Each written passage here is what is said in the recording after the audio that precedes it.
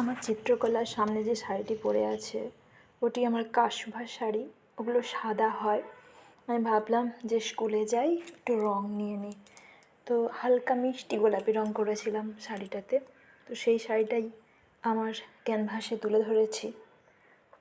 আর তার সাথে বেশ কয়েকটি আপেল, যেটা আমার খুব প্রিয়। আপেল একটি জনপ্রিয় ফল। অবশ্য উদ্ভিদ বিজ্ঞানে আপেল প্রকৃত ফল নয়, আপেলের রসালো পুষ্পাধারটিকেই আমরা খেয়ে থাকি। এমন ফলকে পোম বলা হয়। তো আপেলে থাকে ভিটামিন, খনিজ ও অ্যান্টিঅক্সিডেন্ট। হজম, স্বাস্থ্য উন্নতি, হৃদরোগের ঝুঁকি হ্রাস করে এবং ওজন নিয়ন্ত্রণ সাহায্য করে। লাল, সবুজ, হলুদ, কত রঙের আপেল আর তাদের কত রকম জাত সারা বৎসর আমাদের ফলের দোকানগুলি ভরিয়ে রাখে। আপেলের পুষ্টিগুণ: প্রতি 100 গ্রাম আপেলে থাকে ক্যালোরি 52, কার্বোহাইড্রেট 14 গ্রাম, প্রোটিন 0.3 গ্রাম, ফাইবার 2.4 গ্রাম আর ভিটামিন সি থাকে 4.6।